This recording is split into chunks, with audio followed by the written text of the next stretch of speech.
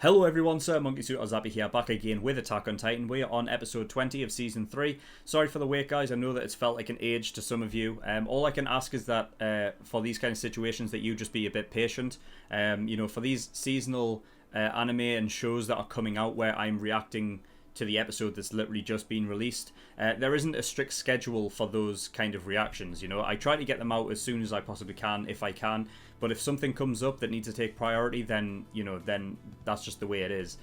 So it just means that I can't get it out as soon as I can. But it's out now, all right? So don't worry about it, But anyway, regardless of all that, we're on episode 20, and things are getting very interesting now because we've gone into the basement. We've gone into, into the side of Grisha's desk that was in the basement, and have uncovered 3 books.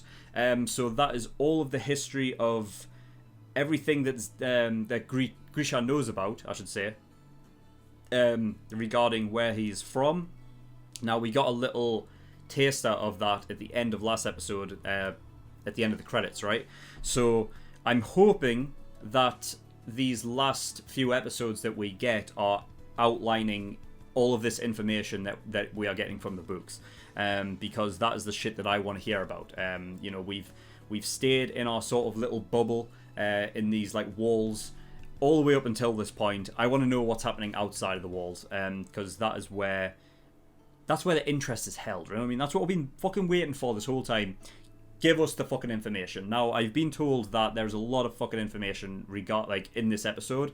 So what I'm going to do is I'm going to obviously react to the whole thing, and then I'll obviously I'll basically wait on the discussion until I've watched it through a second time, or gone back and just made sure that I've got everything that I want to talk about, and then I'll talk about it all in the post discussion, which it should be a long one considering what I've been told. So we'll see. But yeah, I don't think there's anything else to really talk about. I just want to get into it, get this fucking information overload, and then we'll talk about it afterwards. All right. So yeah, if you want to see the reaction, the link is in the description. And that'll show you the highlights video and whatnot. If you want to see full length, you can get yourself over to the Patreon and get the full length tier, and you can watch the full length of these. But yeah, that is all. So without further ado, let's go.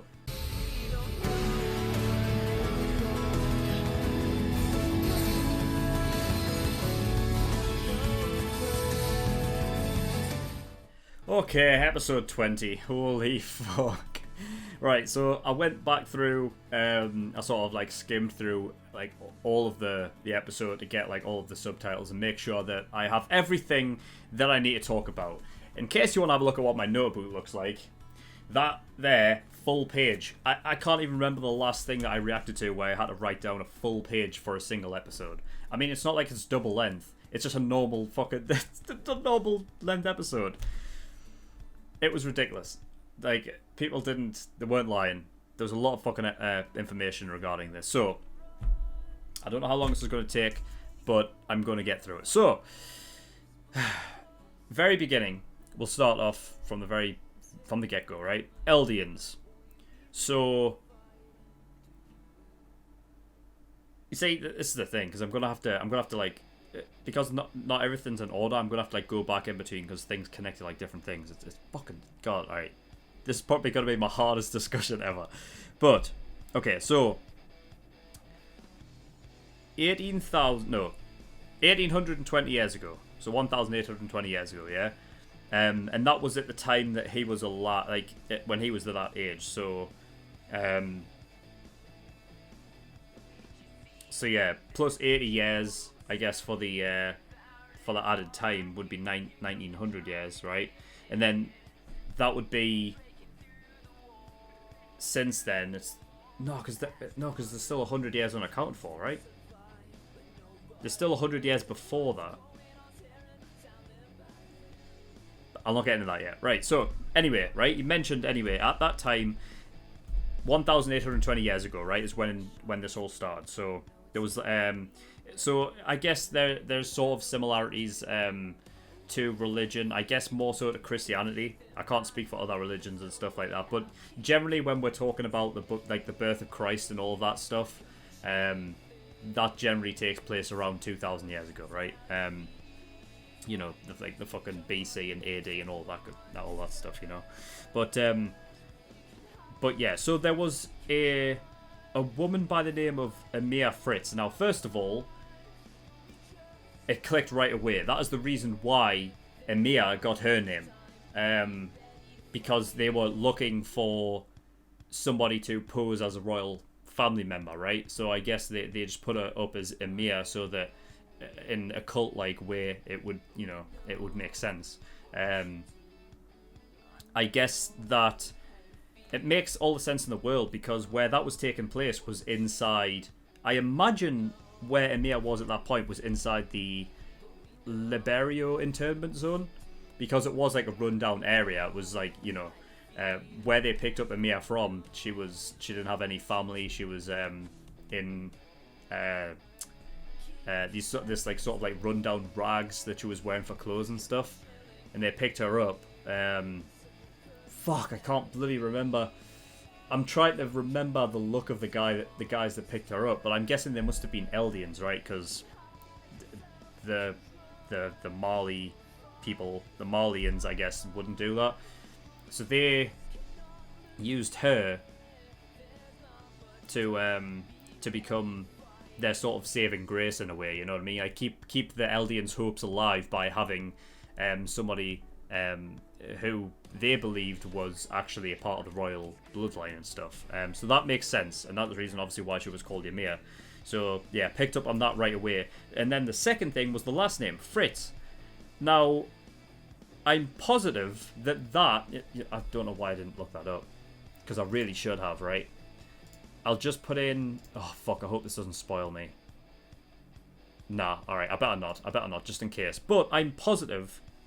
I could probably go... Nah, it's going to take fucking way too long, innit? I mean, I guess it's in Season 3. I'll just talk while I try and find it. But yeah, I'm sure the king that they used as a stand-in for the race family was a Fritz, right? It was King Fritz, I'm positive. It's got to be like in the early episodes of Season 3. Fritz. It's got to be in like the first 2 episodes, probably, right? Where are you, bitch? I know that I wrote this down. I'm fucking positive I did. Yeah, there you go. Episode 1, King Fritz. It is.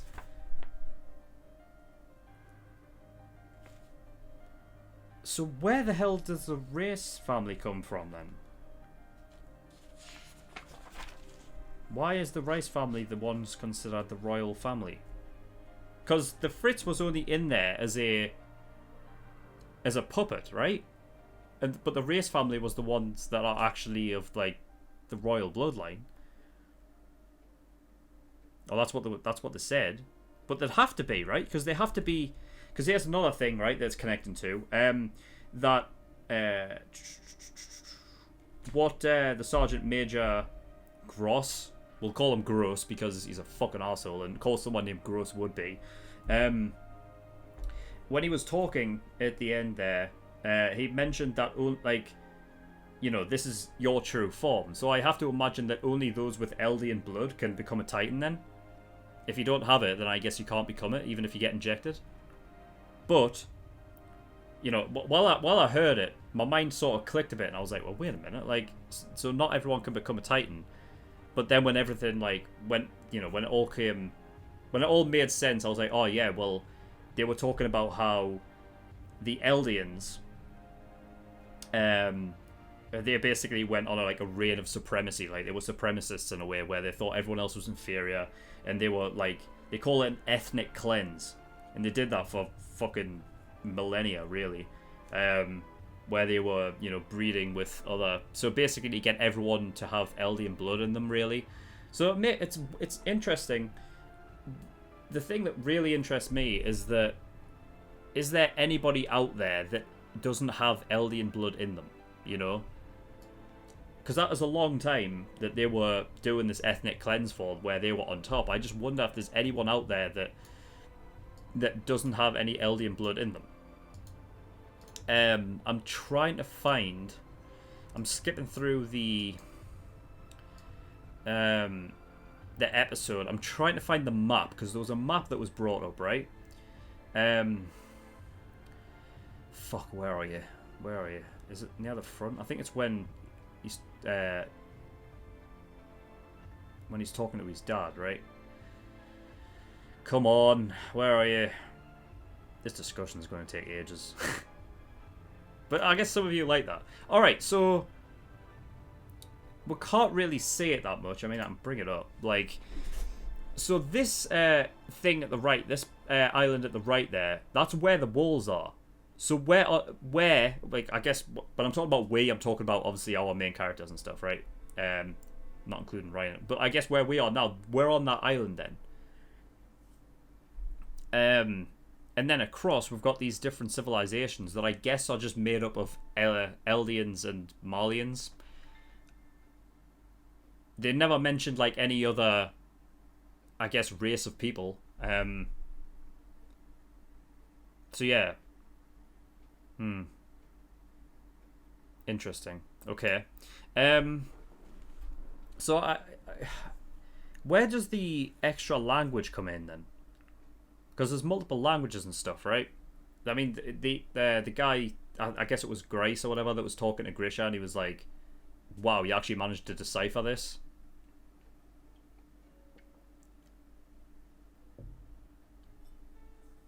I imagine they just had to speak different languages, but then that's the thing, is like, because of the ethnic cleanse and stuff, I'd figured it would all come into one, right?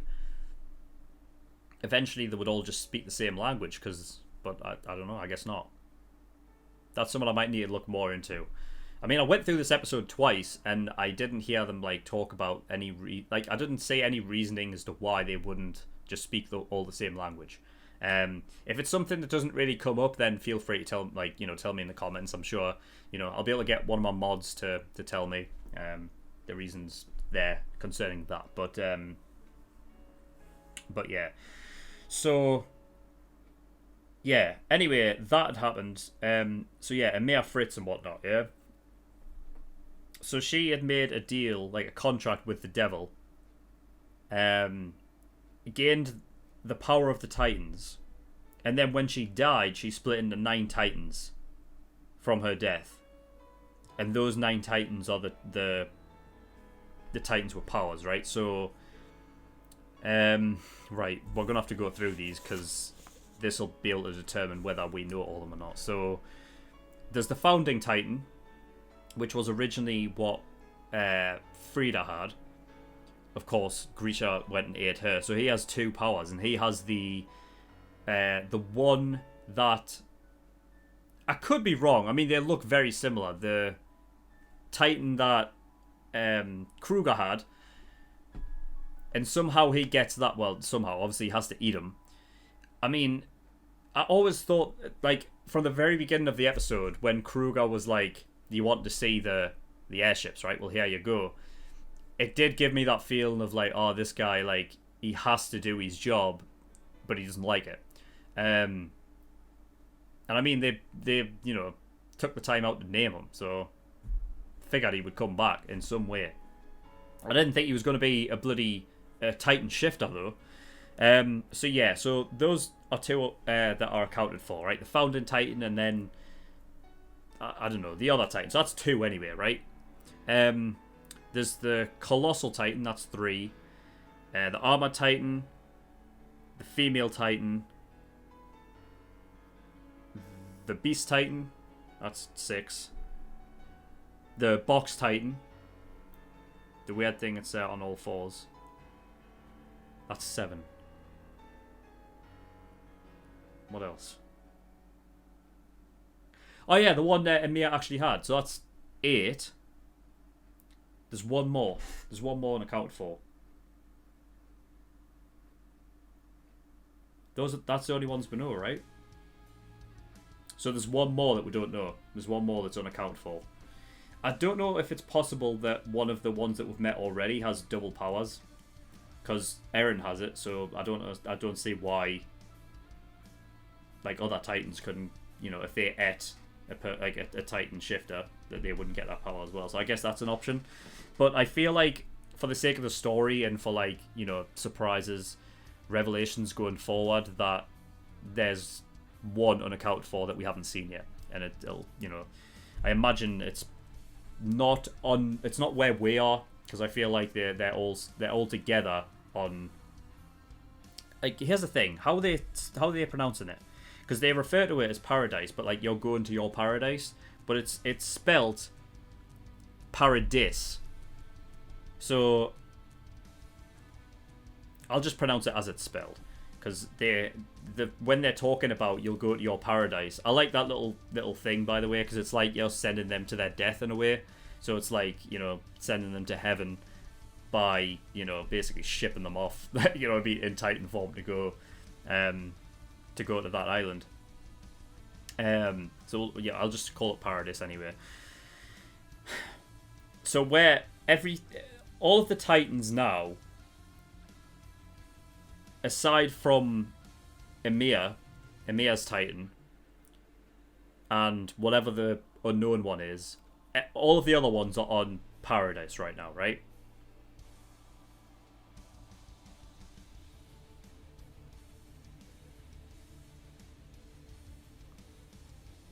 Alright, okay. So, right, now that, we've figured out that. So, Eren... Colossal Titan's Armin now. Oh god, this is like... Trying to wrap my head around everything is so tough. Okay. We'll just get... Right, never mind, right. We'll just get back to where we are here. I mean, I don't know where I am now, because I'm trying to connect everything. But, yeah, so Eldians, they're called Devil's Bloods. Well, that makes sense with the contract with the devil. That's the reason why they're called Devil Bloods. That makes sense. Yeah, so Kruger, we talked about him, but he ended up being the Owl. And that he has Eren's Titan power at this point. So, you know, he was former. So, at some point, I'm guessing within these next two episodes, we're going to see how that transfers to Grisha. And what it takes to get to that point. So yeah, we had the Great Titan War, so that's the next thing to talk about. So that happened 80 years ago, but that was taking place in this time. So, oh god, right.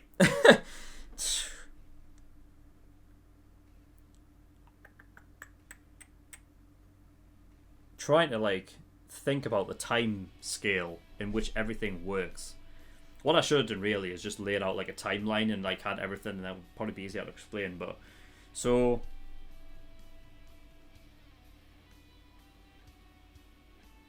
yeah, so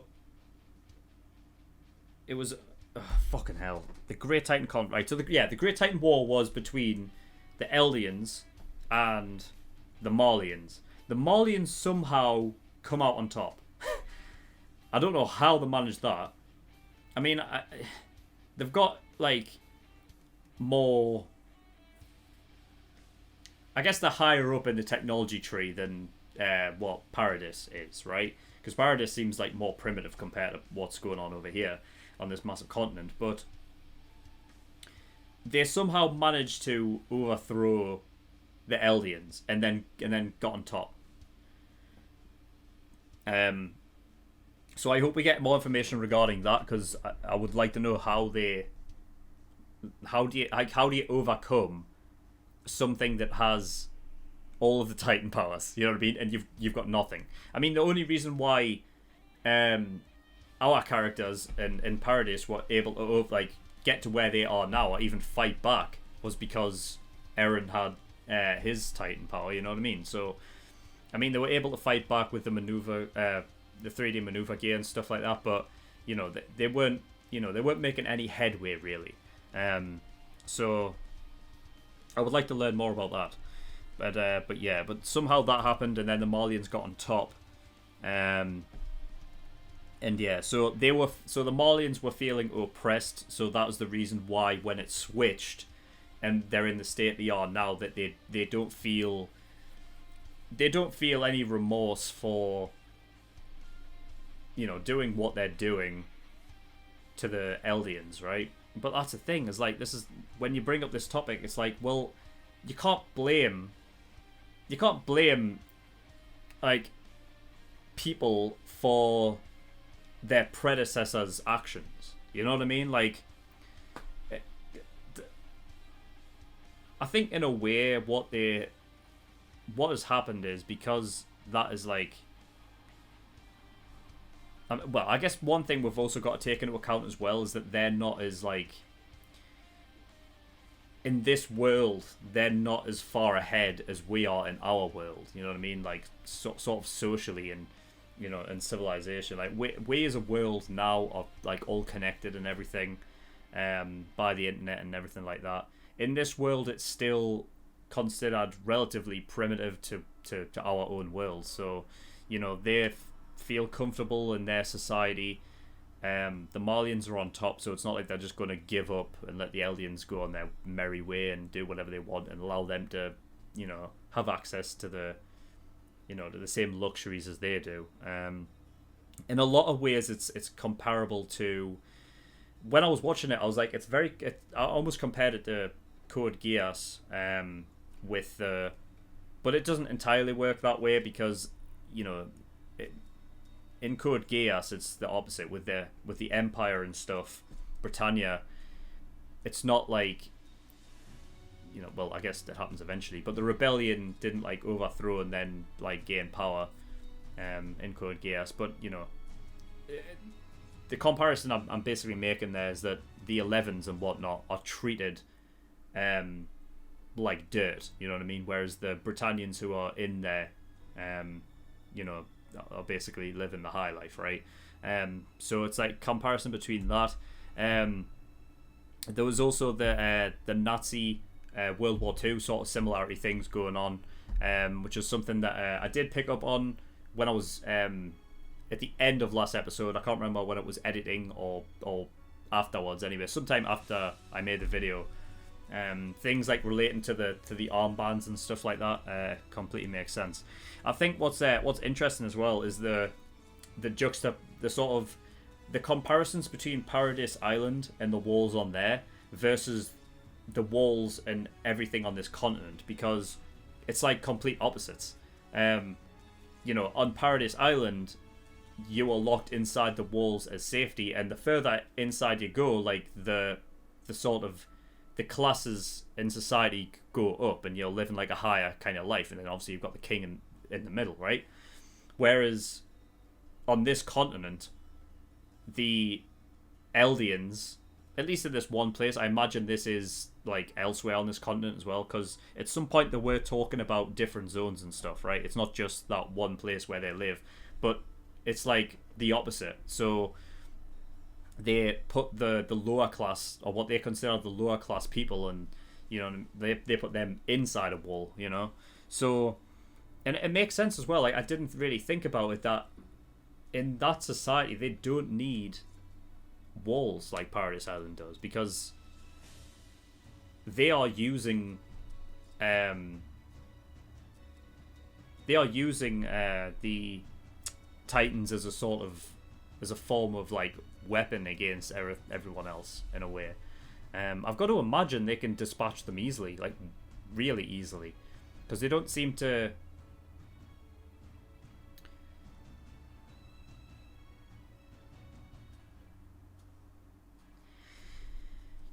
I'm thinking of this as an island, but I'm not sure it is. I mean, technically it can be classed as an island, but is this like... So, the thing that's kind of caught my eye here, because I've been looking at this for a while, and in my head, whilst watching it, I was thinking like, well, wait a minute, if that's an actual island, right, then how are Titans crossing it? And what I think's happened is, I think this... like the bit around, like the bits that are blank, right?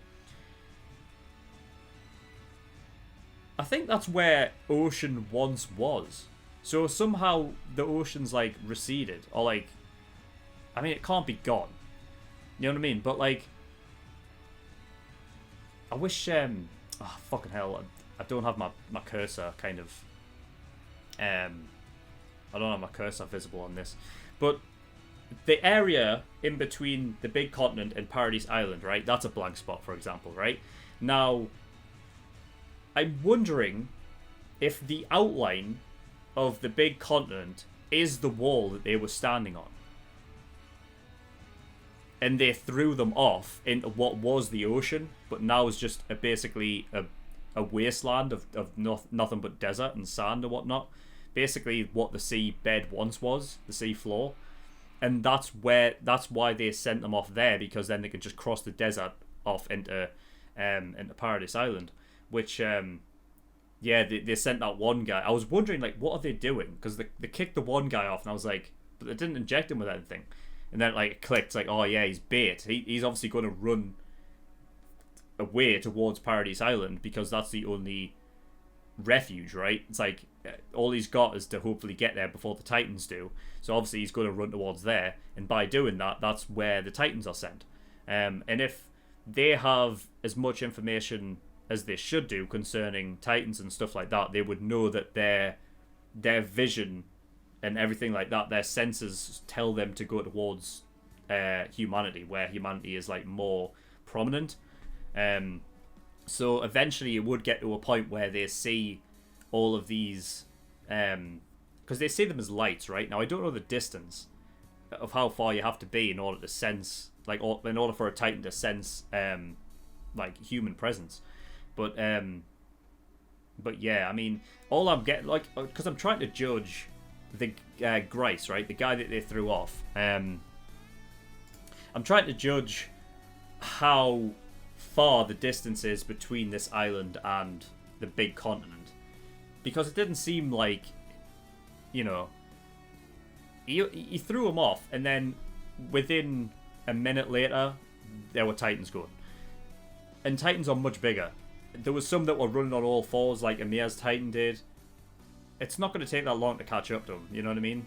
And you're running across desert, so the only thing I can imagine to make it logical, I suppose, is that the place that they're throwing people off of is not near the civilization, or it's quite, you know, quite a distance away, because otherwise, what would stop a Titan from turning around? And although I guess if they're throwing them off that wall, there's no way to get back up for a Titan, I suppose. I guess it's just that high. I don't know. It's interesting though. It just kind of caught my eye because I was looking at looking at it as, oh yeah, this is just continents and there's an island there, and then everything else around it that is not mapped in a way is just water, right? Because you don't map water; it's just water. But it just kind of clicks. Like, well, Titans, as far as I know, can't swim, and if they can, that's just odd. You know what I mean? Like, I just can't imagine a Titan swimming, and, you know, but I mean, whatever, right? So yeah, where are we? Yeah, so we got introduced to Dina Fritz. Fuck. She was the smiling Titan.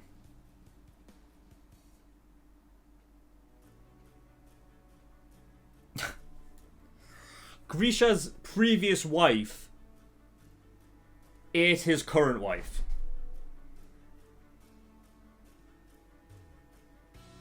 Fuck's sake. You know what this makes me want to do? It makes me want to watch from the beginning, like, again.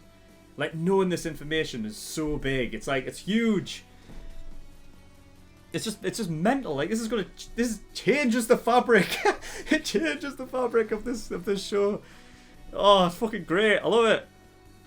But, like, oh, I can see it both ways. It ends up being bittersweet because, fucking hell, I need more rum.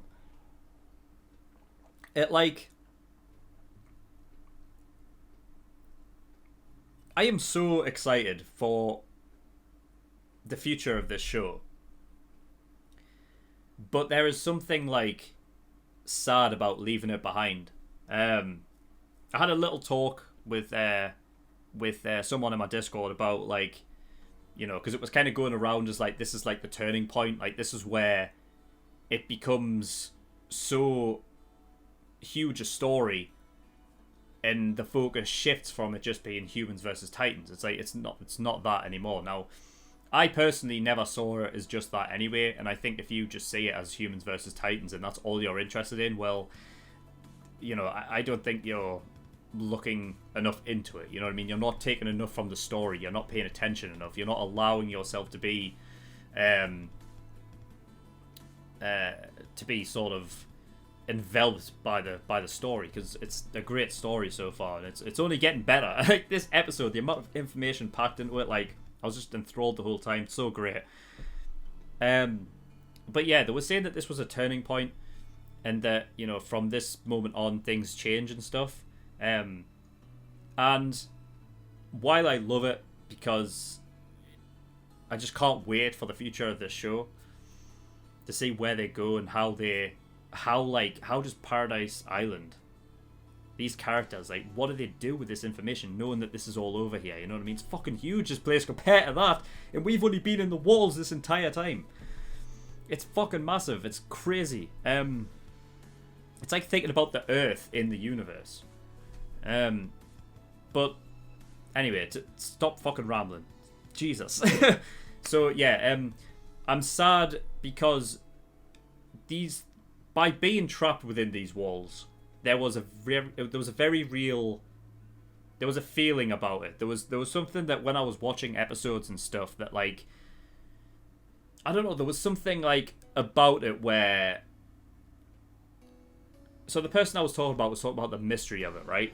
And at this point, because you're getting all of this knowledge, the mystery kind of, I guess, takes a back seat in a way from this point, because of the knowledge that, like, you know what I mean? It's like everything that you're thinking about up until this point in the story is that we're looking for answers, right? And we'll get the answers from the basement.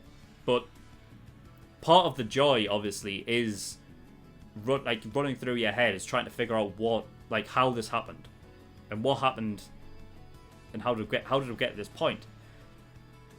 And now that we're getting all this information, it's not going to be as prevalent anymore. So, I mean, I'm sure, yeah, I mean, we all, alright, I'll not say all, because there might be some people out there that might not like the way this show goes, because it's mystery's taking a backseat. But mystery, to me, is a great genre. It allows me to sit here and talk for ages about certain things and theories and what's going to happen next. And by doing that, it's like a hype mechanism. Like, you kind of hype yourself up because you're like, oh, what if this happens? What if this happens? What if that happens? You know, and it's a great tool for sort of giving you more of an experience surrounding a show. And these are the kinds of shows that, because they have this sort of mystery factor, and, you know, you're full of theories and everything like that, that these are the shows that stick with you. You know, there's not, I mean, when you're talking, you know, relevant to, you know, all of the shows and movies and, you know, books and stories across time, there is like a 0.001 percentage. I mean, that's not based, I mean, it's definitely very, very fucking minuscule of shows and stories and books that stick with you compared to every story around the world. And those stories are special because, you know, and one of the big reasons for that is like that ability to come away from a story and wondering what happens next, that keeps you that enthralled about something. So back to my original point about it being bittersweet, is like, we're leaving that bit behind, and there's a bit of me that's really sort of sad about that, because it did have that sort of feeling of, like, you know what I mean, that you want to get outside the walls, but do you really? You feel kind of comfortable inside. And I've always praised this show for being able to give you the same feeling that the characters do. You know as much as the characters do, and I love shows that do that. I hate the, like, a pet peeve of mine in watching shows is knowing something that a character doesn't, and then watching a character like try and figure something out, and you're just like looking at all of the clues and stuff, and you're like, it's easy, just it's right there in front of you. And there's, like, it's a pet peeve of mine, you know what I mean? I don't know if it is for any other people. So, you know, it's just another plus to this show that they're able to put you in the character's shoes in that sort of sense, you know what I mean? And knowing exactly like what they know at all times is a nice sort of added bonus. So yeah, it is bittersweet. I'm excited for the future, but I'm sad that I'm leaving the past behind, you know what I mean? But yeah, so where did we get to? Yeah, it was Dina Fritz, right? And Jesus Christ. The odds of that. The odds! The odds of Dina Fritz, Grisha's ex-wife, finding her way to Paradise, getting inside the walls, and eating his current wife.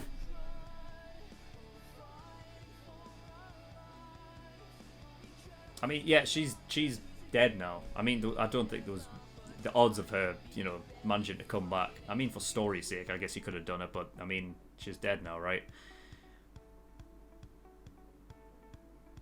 Eren basically sorted that.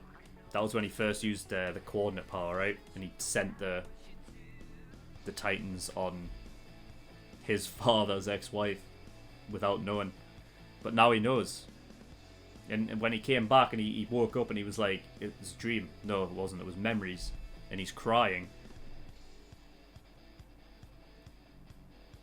And I wonder what the tears were for specifically. Because whilst if you eat the person who had the Titan powers beforehand and you get their memories, is it not just memories but also feeling? Like, can you... Because he wasn't technically dreaming and he was sort of like, it was like memories like coming back, I have to wonder if there is if he's overcome with emotion, not from him himself, but he's getting Grisha's emotions. Because otherwise I don't see why he would have been all that sad, because it's got nothing to do with Eren other than the fact that that's his dad there. Nothing happened to his dad. So I have to assume that the emotions that he's getting is coming from his dad, and he's carrying that on like through the Titan whatever gene and whatever, those memories like coming through. Although I suppose like there is something to be said about, you could meet a complete stranger and if they're telling some sort of story, it might affect you in some way. I mean, I guess there is something like that. The shock of learning that his father's ex-wife killed his mother, I mean, he knows that now. I don't know if that'll be brought up again. I think that might have been just like a revelation for us, more so than Eren. So I feel like that one was kind of like for the audience in a way. But yeah, I mean, to pair with that, like there was a few Titans that I'd noticed that I'm sure are in the first season. So there's the one that people refer to as like the Santa Claus Titan, like the one who's like bald, like balding, and he's got like this like straggly white hair and a beard. The one that like he was going to eat Armin, and then Eren jumped in and fucking threw Armin out, and then he originally got eaten, right? And that's when he first transformed into his Titan. But I recognise that one, and there was another one, the guy who ate fucking gross. That person, I think, ate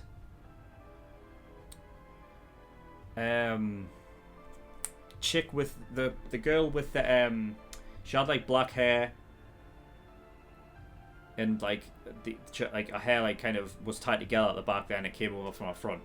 It was in episode like you see both those Titans in episode 5. I think it's episode 5. So, like, that's crazy. I mean, if you're thinking about, like, time frame, here's the thing that keeps popping up in my head as well. Like, the time frame of Amir being let go. And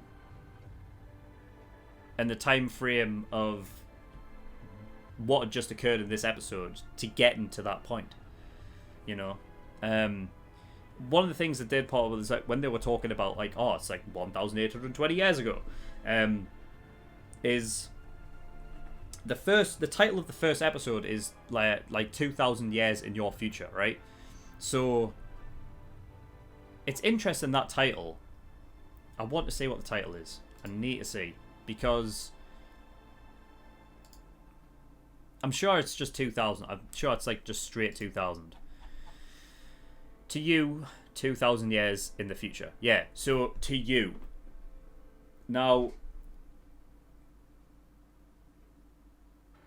to you, 2,000 years in the future.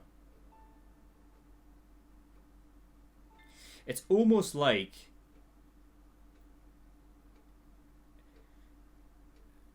don't know. It's almost like you can imagine it being Emir Fritz, like telling you that it's like, oh, it's to you, it's 2,000 years in the future of when everything occurred, because that's the only thing they have to go on, right? I don't know if they have any information before Emir Fritz. I mean, I imagine it'd have to be, right? I don't know if that's like to them the actual beginning of time. You know what I mean? But I feel like, I don't know. I don't think that's the case. But it almost feels like, because that's the character we know from 2,000 years ago, who originally got the power of the Titans, that it almost feels like Emir Fritz could have quoted that. You know what I mean? And like telling the story almost. Like, to you, it's 2,000 years in the future. You know what I mean? 2,000 years ago, I got the power of the Titans and all of that. And then 2,000 years later, this one happens. So, with that being said, what they were mentioning, 1,820 years ago, plus 80, it's 1900, right? So I would have to imagine then, there's an extra 100 years. There's an extra 100 years at play, where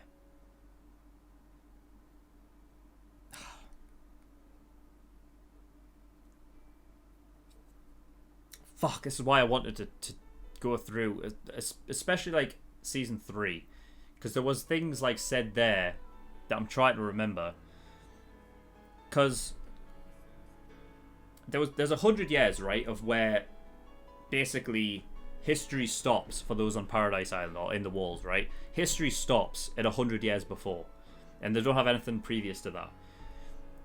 When the walls were built, that is when the founding Titan, whoever it was at the time, erased the people's memory, right? Once the walls got put up. So, fuck, when was that? That was in the Great Titan War, so that was 80 years ago. That was 80 years.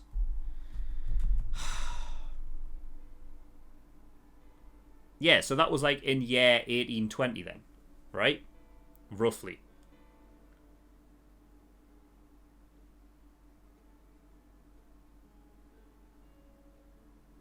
So it had to be around there.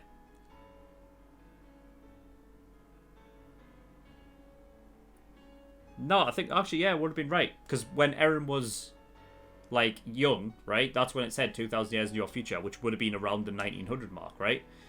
But that's the thing, is that the walls weren't put up in like 1900, right? Or around there. They were put up around the... They were around like the Great Titan War, right? Which was 80 years prior to 1900. Now, it all depends on what happened in between those years. I mean, I don't think... I mean, it could have taken 80 years, I guess, to put the wall up. I mean, the guy basically left a warning, right? And he said, if you interfere, millions upon millions of Titans will come out and basically flatten the world. They'll come out of the walls. Now, I like the sort of the... Well, here's the thing. When I was hearing it, I was like, oh, it's like an exaggeration. It's like a scare tactic. But then when I'm thinking about it, like the actual size of the walls, relative, and if you're thinking about Titans standing next to each other, there could very well be. You know what I mean? There could very well be that many. But yeah, I mean, that's just an interesting thing in of itself. Is like the king at the time, who decided to do this, turned from conflict. That's what allowed the Marleyans to sort of fight back, right?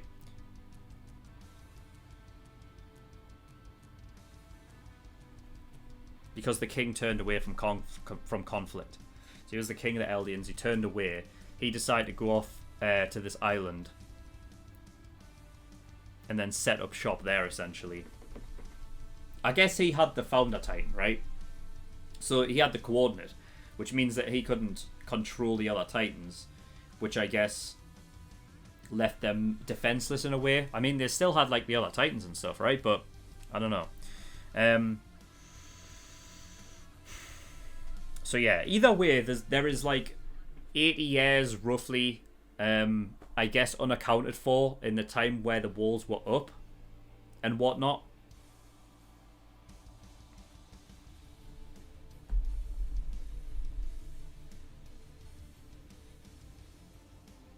I would have to assume that Emir... Damn, when the fuck was Emir around? When? Because Emir was traveling the desert for 80... Oh, she was traveling the wilderness, I guess. She was traveling the wilderness for 80 years, right? I remember that. Why is it always 80 years? Why is it always 80? Or was it 60 years? Oh, fucking hell. This is good. Damn it, man. There's too much information. God's sake. Right, Emir. Fucking hell, I don't know. What should I just put in? What? Titan for 60 years? It might have been 60. Now that yeah, for about 60 years. Alright, it wasn't 80. My bad. And then 8 Marcel, yeah. Okay. So 80 years. So when would have that taken place? She ate Marcel when Rainer and Bertolt and that were younger. And that must have happened just before they got to Paradise Island, right? It couldn't have happened that long before.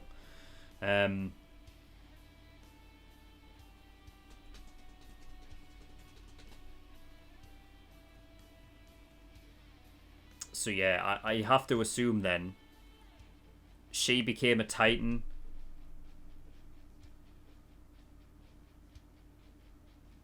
after this episode takes place.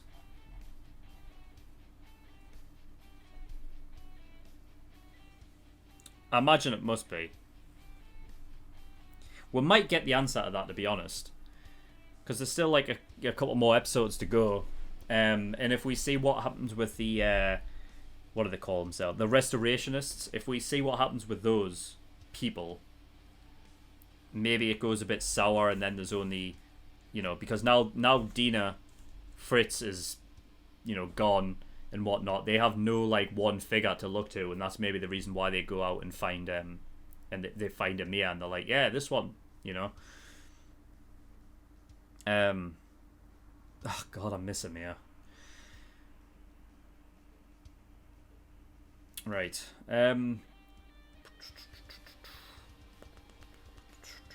Where are we? Yeah. Gross mentioned, he says, I'm going to turn this one into like a 3 to 4 meter Titan. Now, can he do that? I might have to have a look to see what the size was when he actually got eaten by the fucking thing, because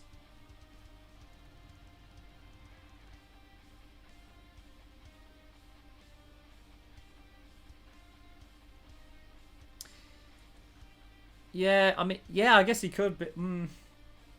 Yeah, I guess he could be. Yeah, I suppose he is, really.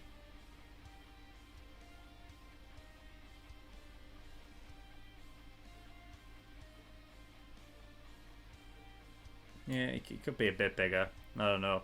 I was just wondering, because it was just weird that, like he said, like he had the option to make it that small if you wanted to,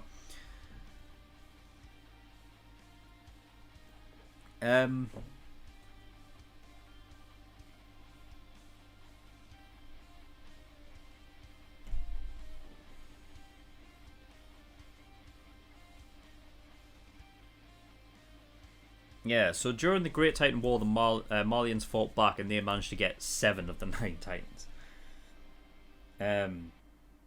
So which 7 did they get then? They obviously didn't get the Founding Titan, because that was already gone, right?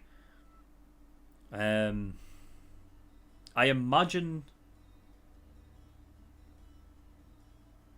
Nah, it wouldn't be the one Kruger has, right? Because technically he's a Marley right now, right?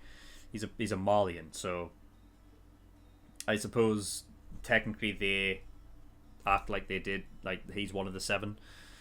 I don't know. I don't know what the other one would be. Hopefully we'll get more information on that.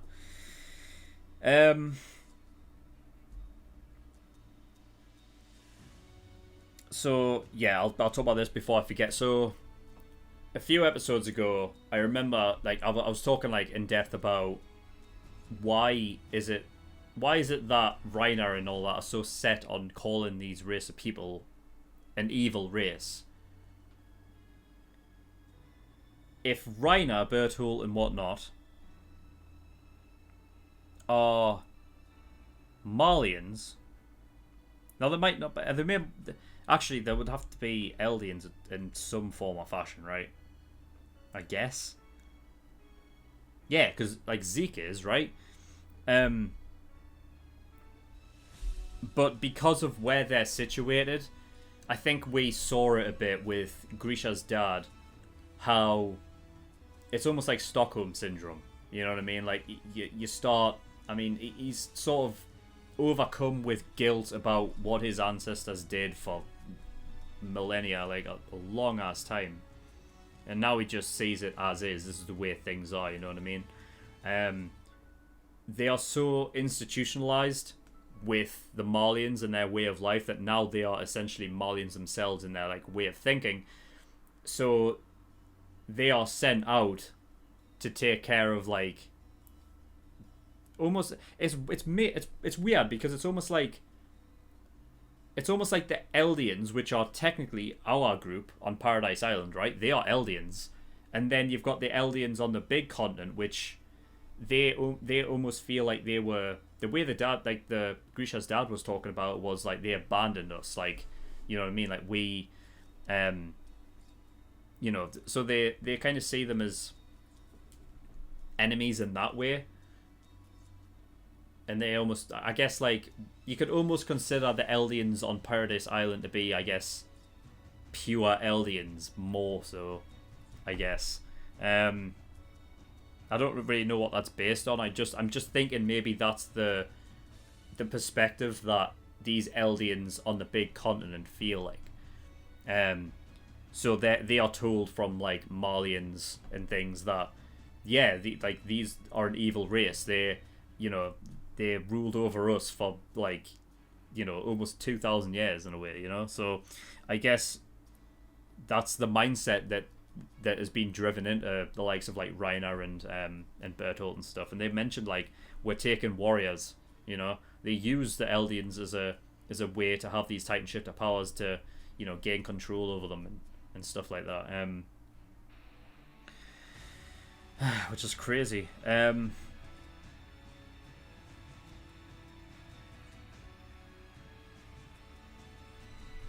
So yeah, I mean, them thinking of them as an evil race. I mean, now that I'm thinking about that, I'm like thinking about Bertolt and stuff, and like what he was thinking about, like in like those last couple episodes he was alive.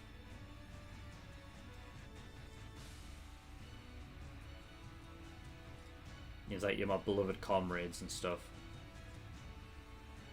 but you still have to die.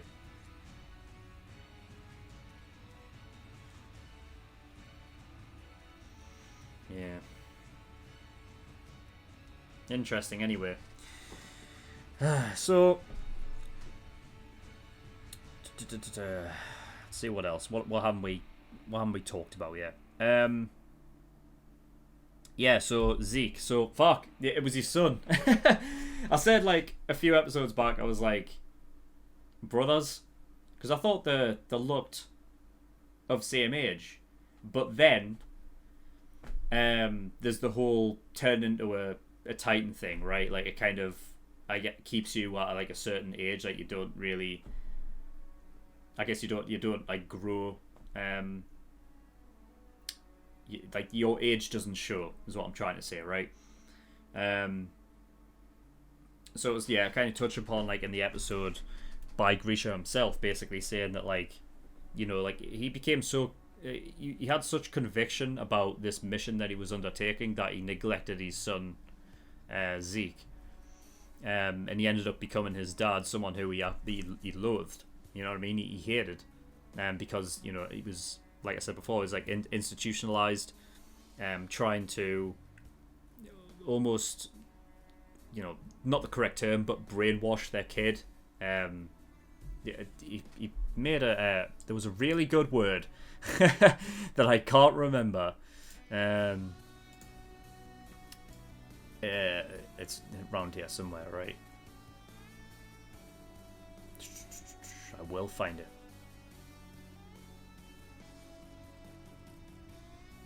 How terrible the sin to besmirch. Besmirch, that's it. Besmirch one's beliefs onto your children, right? So basically, because children are, they're growing up, they're still developing their brain and stuff like that. They're more, I suppose, gullible, correct term. They are, there is a word for it.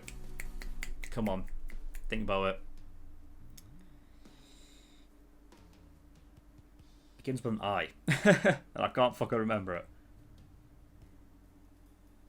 They are impressionable, right? So, basically, Grisha's dad, all of his beliefs on, the fact that he has guilt over his ancestors and stuff like that, he is basically in this world as a, he agrees with what has happened to them, he sees it as a punishment, and he basically shoves that on his son so that Grisha is the same, right? And Grisha hates him for it because of his perspective on it. And then in the same sort of vein, Grisha doing it to Zeke, basically, Zeke's a kid. I don't know exactly how old he is in that way, where Grisha's telling him, like, right, obey all of their orders and everything like that.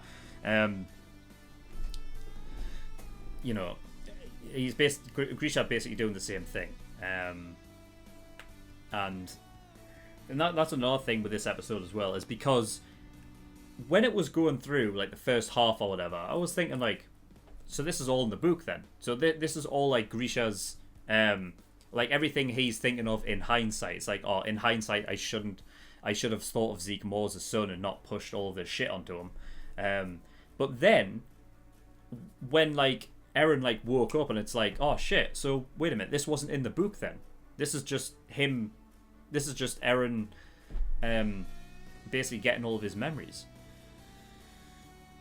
But it's interesting because it's like you get narration from Grisha, and that is the reason why, like, I thought that it was written in the book, because you're essentially just reading off words that he written in the page, right?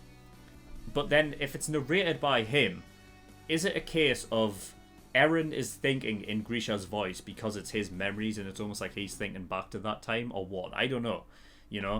I kind of just want to get an idea of of when Grisha is narrating at these points, like at what time period is he thinking about this stuff, I don't know if there's an answer.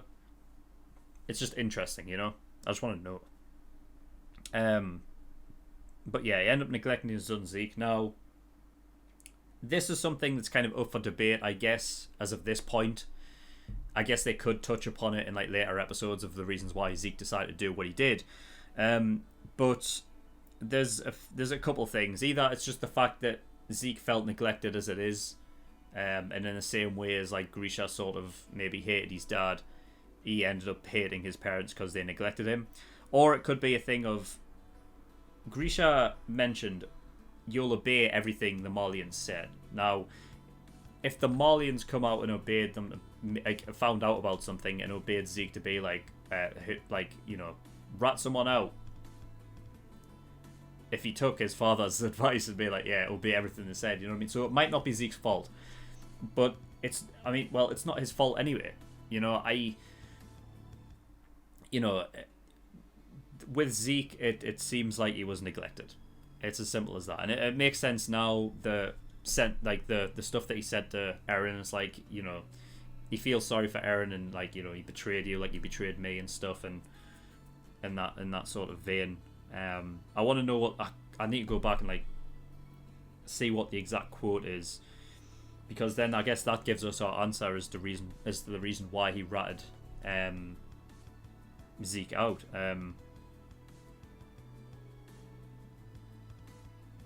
and I want to know when. I wonder if Zeke had gotten in with the Marleyans first, and then it kind of like when he was getting all of this Marleyan sort of like talk to him and stuff like that is sort of because he's a kid and he's impressionable, like it switched and he was like, yeah, I need to rat out the bad people, which are my parents now, because he got talked to by the Marleyans, or it was before all that. I don't know. These are things that I need to know, but we haven't got answers to yet. I mean, it's not like I'm complaining, because we've got plenty of fucking answers. I'm still good. I'm still talking about this. I don't know how long I've been talking for, but it's fucking been a long time, but we've still got more to talk about. For the people that want it, here you go. we're talking about it. You know what I mean? It's a long fucking video. So yeah, if you like it, if you like the length, enjoy. You know what I mean? I wonder how many times I've said that to a girl. I don't know.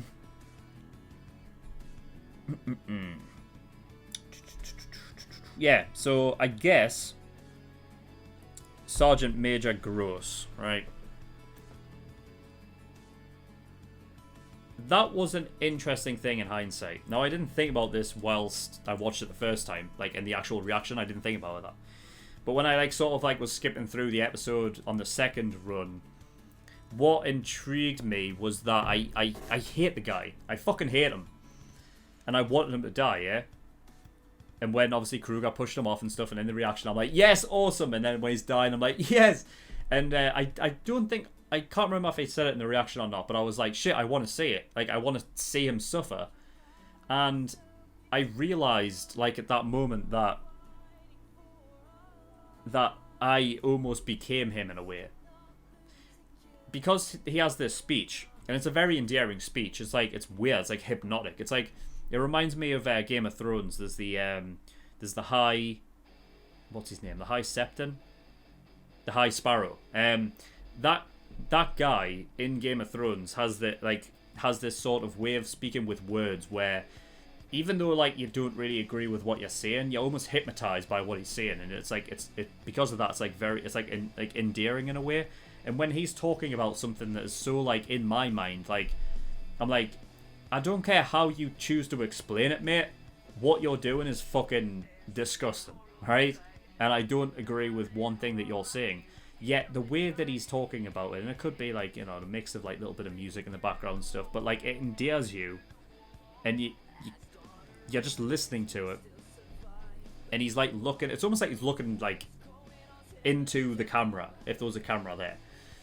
I've always found that weird, by the way. Like with anime, like you talk about, you know, oh, he's looking into the camera, but it's anime, so it's drawn. But because of the way that you look at it, like you look at it like you would a TV show. It's like obviously when they're filming a TV show or a movie, there's a camera there, and that's what you're looking through. But with an anime, obviously that's not the case. But I mean, I guess it's the only way to describe it. It's almost like he's looking into.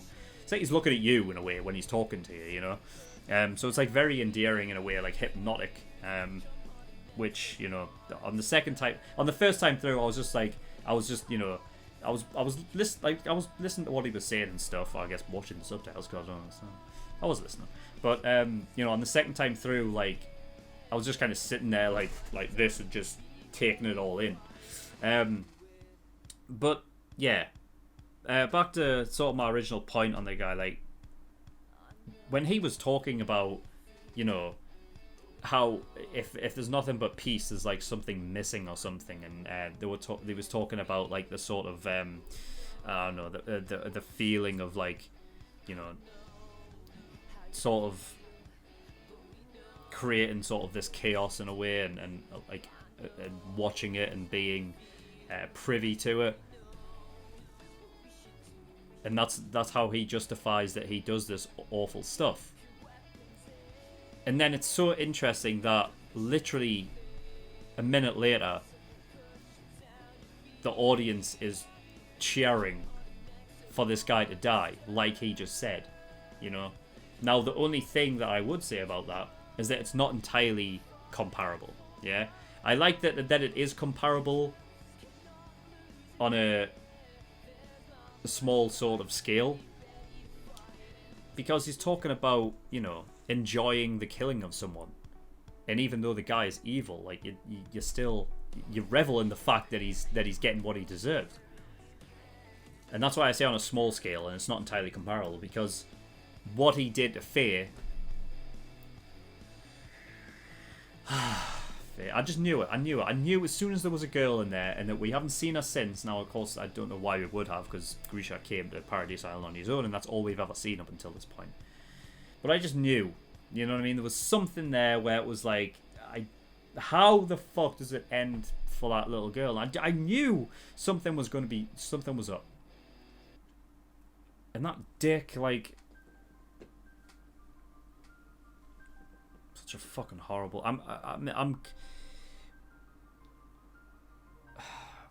It was bad enough just knowing that she had died. And she was found by the river, you know? But I could handle it. And then it showed later, we got a little snippet, and it's like, it set dogs on it, it's like, fuck, and then your imagination goes wild, and it's like, shit, I didn't want to look at that. I'm just happy that we didn't have to see it, like, unfold, you know?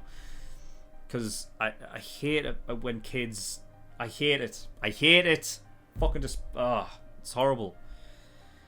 Oh, God. Promise Neverland.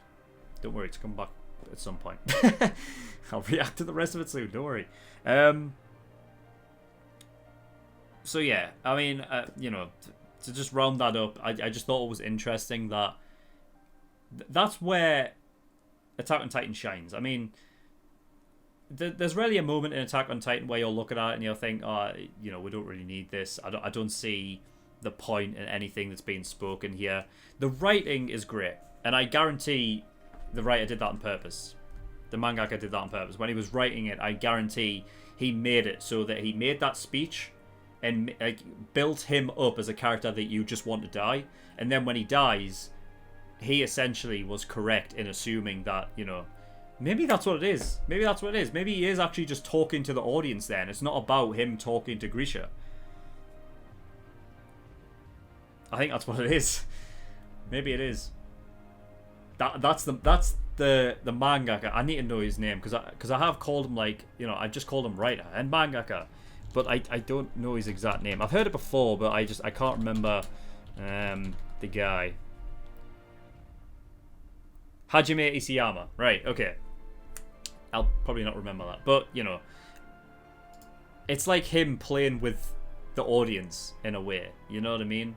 But I think that's what he's done throughout the whole story. Is like, you know, you're pitted against... I mean, I guess you're always going to see the characters that we're with as like... They're our side, you know what I mean? Because we're seeing it from their point of view. It's like, that's us, you know what I mean? That's our protagonists. You know what I mean? But there's always been this thing of like Annie and Bertolt and Rainer where like they're doing these bad things to our characters, and you hate them for it because stop fucking killing the characters we love and shit. But there's always been that bit in like in the back of our minds where it's like, well, it's not. You know, yes, it's their fault, but it's not entirely their fault. You know what I mean? And it's not like they're out and out evil people, out and out bad guys. You know. So I think that's what Isayama is basically saying, and I think this was just a bit like a great scene of that character being built up as just this evil guy. Because I get in this show, there's not really. I'm trying to think of like guys that are just purely evil bad guys and that's it, you know what I mean? There's no like redeeming qualities or anything like that. With him, with Gross, there wasn't, and I think that's on purpose. I think he's written him that way so that it's basically talking to the audience, and then when he eventually dies, we are reveling in it, and it's like he was right all along in a way. But like I said, it was just a small comparison. On the bigger scale, it's like, well, you know, it's like ones who deserve it and ones who don't. You know what I mean? You killed a little kid that didn't deserve it. You know what I mean? Versus you, who did it. You know what I mean? You fucking deserve it. We like it when you die. We don't like it when Faye dies. You know? So the comparisons between two, small, but I think it's on purpose, you know? So yeah. So other than that, I mean, I'm trying to I mean, I'm looking through. I would like to know the reasons why Kruger is known as the Owl. It could be because he sees everything, maybe. Because an owl can like turn its head like, you know, all the way around. I'm wondering if maybe that's it. I don't know. I'm just going through, just making sure that there hasn't been anything that I've missed.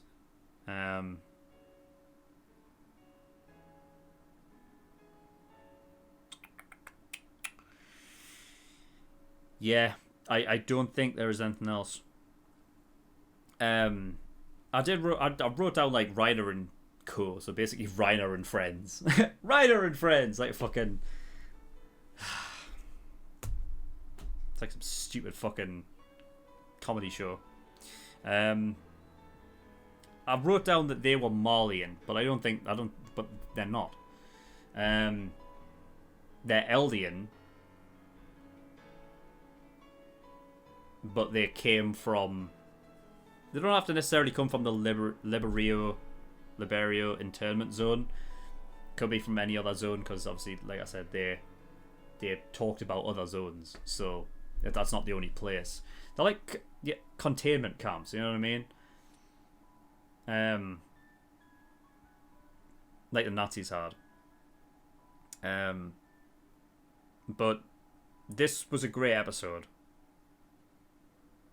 This is a fantastic episode. It really makes me want to go back through from season 1. It really does. I'm gonna have to find time. Really gonna have to find time. So yeah, that is all I've got. If I miss anything, I apologize. I mean, I went through it twice and I wrote down everything that I thought was that needed to be talked about. Yeah. I mean, I think we've got a good, at least more than an hour of discussion in here. And I know that I mean, people have been telling me, you know what I mean, when I've, well, not every day, but like, the first couple of days after the episode thing, it's like, it's fucking information heavy. There is a lot of shit here. Like, pause it on your way through and stuff. And I was like, I can't pause it. I need to watch it in full, so easy for full length and stuff, you know what I mean? Otherwise I'd be there all day trying to edit it and shit. But, I did say that I would go through it twice, which I did. And yeah. If you're wondering why I still have my headphones in, by the way, I was actually just listening to some of like the calm Attack on Titan soundtrack. Because I knew I was going to be talking about this for a while, and I didn't just want to do it in silence. So I was like, yeah, I'll listen to some music on the while I was talking about it. But yeah, I mean, I can sense it. I can sense this is the turning point, like, sort of episode where it all just becomes bigger than oneself, It's like with Marvel movies. It's like, when all of a sudden, like Avengers get together and stuff, and all of a sudden it's like universe. There's stuff out there. It's not just Earth, it's big stuff. And I can't wait to see where this goes from now on. I mean, I don't know. I mean, I kind of just want the next couple episodes to be... I mean, I feel like... Because there's 2 episodes left, right? I think there's 2 episodes left. So I can imagine the next one being like a continuation of this, where we get more information on this. And then the last episode will be like maybe a mixture between the two, but mostly revolving around Eren and stuff, because it is the end of the season. So, you've kind of got to tie off things that are going to be happening maybe in between this and the next season, and all of that. So yeah. Like I said, if I missed anything out, I apologize. But yeah, that is literally all I have got. So I'm going to be drinking rum after I've finished with this, because I think I need it. That was a lot of information overload. And like previous episodes where I was emotionally drained, in this one I'm just like mentally drained because of the amount of information going through my head. Crazy. I'm sort of fatigued. Brain fatigued. We'll call it that. But yeah, that is all I've got. So thank you everyone for watching. In the description below, I've linked certain things. One of them is the Discord. If you want any information regarding my content at all, like, you know, Attack on Titan, how this episode was late, if you're wondering, like, when it's coming out and stuff, get yourself over at Discord. You can ask there, because I'm there and everyone else is there, yeah? And Patreon as well. So I do have a Patreon. If you do want to support me, that'd be very much appreciated. There's a bunch of different tiers and rewards depending on how much you want to support me with. So there's the early access tier for $5 a month. That gives you access to shows a week early, and you get 4 episodes of Hunter x Hunter every week as well. $10 a month, that is the full length. That gives you access to my full length library. Everything I react to gets a full length. Exclusive tier, that is the $15 a month. That gives you access to a bonus show that I'm currently reacting to, which is 7 Deadly Sins. Elite tier, that is the $50. Every time you pay $50, you get a choice of a show that you want me to react to, and I will react to it. It will go at the back of the list by about 7 shows. Might take me a while to get around to it, but I will do eventually. But if you don't want to wait that long and you want your show to be reacted to next, then you want to get God tier, which is $100. But that is all, so thank you for watching. I'll see you all next time. Bye bye.